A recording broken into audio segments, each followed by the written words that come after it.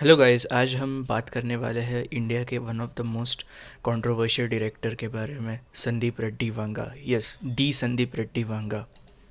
आज के इस एपिसोड में हम जानने वाले हैं कैसे सिर्फ तीन फिल्म पुराना डायरेक्टर जिन्होंने अब तक अपने कार्यकाल में सिर्फ तीन ही फिल्म बनाए हैं, इतना one of the most successful और कंट्रोवर्शियल डायरेक्टर कैसे बने, जिसमें से दो फिल्म एक ओरिजिनल थी, उसकी एक रीमेक थी, और फिर अनदर ओरिजिनल फिल्म एनिमल थी, यानी कि Arjun Reddy slash Kabir Singh and animal, ऐसे इनके दो फिल्म्स है। और कैसे हम जानेंगे आगे चल के इस वीडियो में कि क्या है इनके बारे में हम जो जानकारी जानना चाहते हैं। तो शुरुआत करते हैं वांगा साहब की फिल्मोग्राफी से। इन्होंने सबसे पहले बनाई अर्जुन रेड्डी, जिसे 2 करोड़ के बजट के अंदर बनाया गया था, लेकिन फिर भी ये फिल्म हमें लो बजट या बी ग्रेड जैसी फील नहीं होती because of its great cinematography, sound design and editing skills. Vanga साहब की फिल्म मेकिंग का तरीका थोड़ा हटके है बाकी डायरेक्टर से, और यू नो वॉट, क्योंकि वांगा हमेशा एक नॉन लीनियर तरीका प्रेजेंट करते हैं अपनी फिल्मों में। जैसे हमने देखा कि कबीर सिंह मूवी में शुरुआत होती है इस वाले सीन से, जहाँ कबीर और प्रीति एक साथ दिखाया गया है, जो कि एक्चुअल में अगर कोई अन्य डायरेक्टर होता तो क्लाइमैक्स में ये सीन रखता। और तो और पूरी फिल्म में हमें कैसे एक ट्रबल्ड कबीर सिंह अपने लाइफ को नेविगेट करता दिख रहा है, और उसी के बीच में फ्लैशबैक्स दिखने को मिलते हैं उसके पास्ट लाइफ से, जैसे कि ये सीन, जहाँ इस सीन में कबीर के पैर में हमें ग्लास का टुकड़ा अटका हुआ मिल जाता है जिससे उसे चोट लगती है, लेकिन उसी टाइम प्रीति के फ्लैशबैक्स आ जाते हैं जहाँ पे उसे ग्लास के टुकड़े से चोट आई हुई होती है। तो वो सीन हमें स्मूथली दिखने को मिलता है, जैसे कि कट किया गया है उसको, एडिटिंग बहुत अच्छी की गई इस सीन में।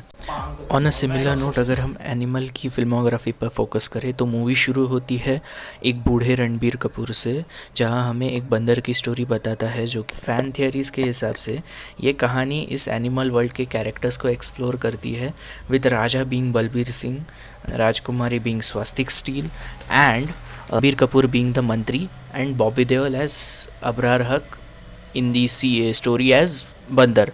तो ये कहानी के साथ साथ कई अन्य सीन्स हमें देखने मिलते हैं जहाँ कैरेक्टर्स को सेटअप किया जाता है with a piece of music like Jamal Kudu for Abrar Haq and Roja medley by theory band for the Ranbir Kapoor's entry.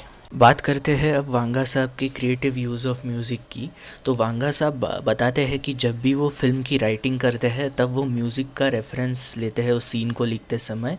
Vanga अपनी फिल्मों में डायजेटिक एंड नॉन डायजेटिक साउंड्स का काफ़ी इस्तेमाल करते हुए दिख जाते हैं। डायजेटिक साउंड्स यानी ऐसे साउंड्स जो ऑडियंस के साथ साथ मूवी के कैरेक्टर्स भी सुन सकते हैं, जैसे कि इंटरवल फाइट सीक्वेंस में यूज़ किया गया है डॉल्बी वाला मराठी सॉन्ग, जो कि रणबीर कपूर के ईयरफोन्स में बज रहा होता है। इसका दूसरा एग्जाम्पल है अर्जन वैली सॉन्ग, जो कि रणविजय के कज़िन उसे चीयर अप करने के लिए यूज़ करते हैं, जो कि रणविजय भी सुन सकता है और ऑडियंस भी। फिल्म में कई सारे सीन्स अगले सीन को के प्रति एक्साइटमेंट जगाने के लिए जे कट्स का इस्तेमाल किया जाता है, जैसे कि इस सीन में। बात Silence! Silence, class! Now, children, behave yourselves! करते हैं अब वांगा साहब के स्क्रीन प्ले और एडिटिंग की। तो एनिमल का स्क्रीन प्ले एनालाइज करेंगे। एनिमल का स्क्रीन प्ले विशेषकर फर्स्ट हाफ में काफ़ी एंगेजिंग तरीके से लिखा गया है। मूवी के ओपनिंग सीन में हमें एक बूढ़े रणबीर कपूर देखने मिलते हैं, फिर वही स्टोरी वाला सीन कट हो जाता है रणविजय सिंह बलबीर के बचपन में, जहाँ उसे अपने पापा का प्यार का प्यासा दिखाया जाता है, और कैसे अपने पापा की बर्थडे पे वो लेटर लिखता है। वही उसी के बाद हमें एक यंग विजय दिखाया गया है, जो कि 60th बर्थडे पार्टी वाले सीन में, जहाँ कैसे अपने सालों के बाद भी उनके रिलेशनशिप इम्प्रूव नहीं होती है फादर सन वाली। लेकिन इसी टाइम जंप को एक्सप्लेन करने के लिए हमें फिर से एक फ्लैशबैक दिखाया जाता है स्कूल में गन लेके जाने वाला, जहाँ वो अपने दीदी को बचा देता है, और कैसे उसके बाद उसी के बाद उसके पापा उसे बहुत पीटते हैं और मारते हैं, फिर कैसे उनके बीच तनाव और बढ़ता है, और फिर आगे चल के वो अपने उसको हॉस्टल जाना पड़ जाता है। और फिर से स्किप होती है मूवी प्रेजेंट टाइम में। अब ये सीन दिखाने में हमें बोर फील नहीं होता, और ना ही ये फ्लैशबैक्स हमें हम कभी एक्सपेक्ट करते हैं because of the great editing like this scene. दीदी, क्या हुआ दीदी? एंड फ्लैशबैक एंड करने के लिए यूज़ किया हुआ audio combination like this loud slap and sudden silence after it. अब 60th बर्थडे और शादी वगैरह सब होने के बाद हमें एयरप्लेन वाला सीन देखने को मिलता है, जो कि दर्शाता है कि स्टोरी अब यहाँ से टेक ऑफ करेगी, और ये सब वांगा साहब ने खुद बताया है।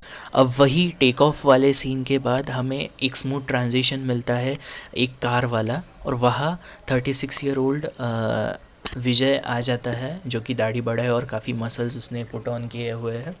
वो देखने को मिलता है कि वो अपने जीजा को मार देता है।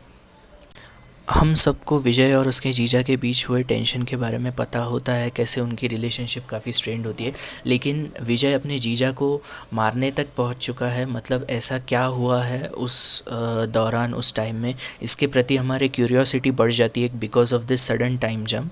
और फिर हमें आगे देखने को मिलता है कि फ्लैशबैक आता है along with the piece of music, और डिज़ोल्व ट्रांजिशन यूज़ किया गया है इस सीन में, यानी कि ट्रांजिशन जहाँ करंट सीन फेड आउट होता है और दूसरा सीन अपीयर होता है, in order to indicate that it is a flashback और to indicate some time has been passed out.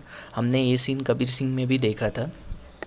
अब अगर हम ये सीन को अगर लीनियर फैशन में प्रेजेंट होते हुए देखते तो ऑडियंस डेफिनेटली बोर हो जाती, क्योंकि वो सब एक ड्रामा की तरह लगता हमें, इंस्टेड ऑफ फीलिंग क्यूरियोसिटी और suspense. I also like the way how the letter was used in the beginning in order to establish the father son relation, जो आगे चल के फादर सन रिलेशन को क्लोजर देखने को मिल जाता है। I mean in this confrontation scene father seems to recite the same words that were used in the letter by Vijay. Conclude करें तो we need more film makers like Vanga साहब, जो कि अपने क्राफ्ट में बिलीव करते हैं और इतने मैसिव स्केल पे प्रेजेंट करते हैं।